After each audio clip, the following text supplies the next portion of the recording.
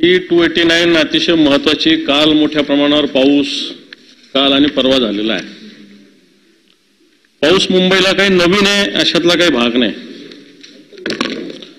आणि असं असताना काल आपल्याला आपल्या सभागृहाचे कामकाज स्थगित करावं लागलं होतं. खालच्या सभागृहाचे कामकाज स्थगित करावं लागलं होतं.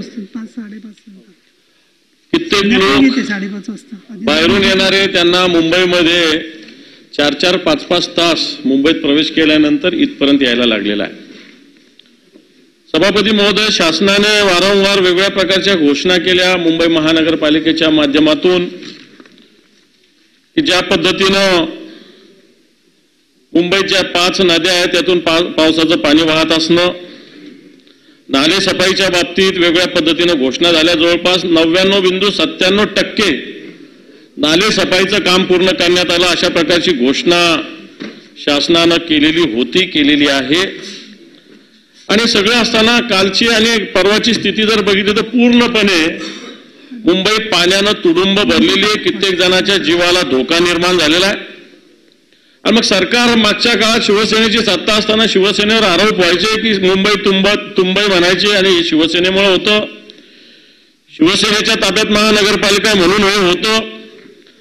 असं असताना सगळ्या अधिकाऱ्यांनी, प्रशासनाने, राज्याच्या मंत्र्यांनी, पालकमंत्र्यांनी, मुख्यमंत्र्यांनी सगळ्यांनी घोषणा केली, सांगितलं की 100% नाले सफाई झाली. सगळ्यांनी जाऊन लाल लाल गालिचे टाकून नाल्याची पाहणी केली, साफसफाईची पाहणी केली.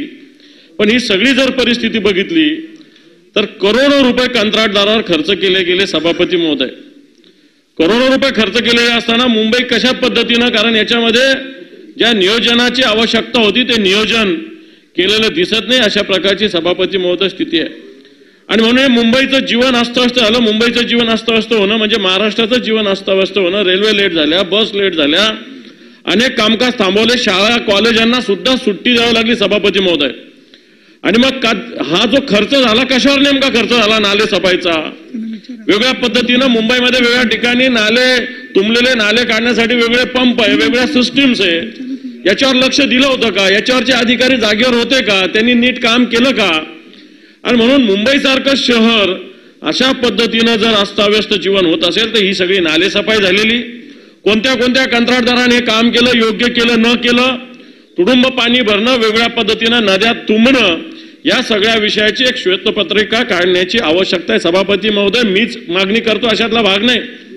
खालच्या सभागृहात मला माहिती मिळाली की आशिष शेलार जे भारतीय जनता पार्टीचे नेते यांनी सुद्धा अशाच पद्धतीनं मागणी केलेली. सभापती महोदय, आणि मग अशा पद्धतीनं जर प्रशासन सांगतं 100% काम झालेलं आहे तर मग अशा ही स्थिती का निर्माण झाली आणि याच्याविषयी चर्चा होण्याची आवश्यकता आहे.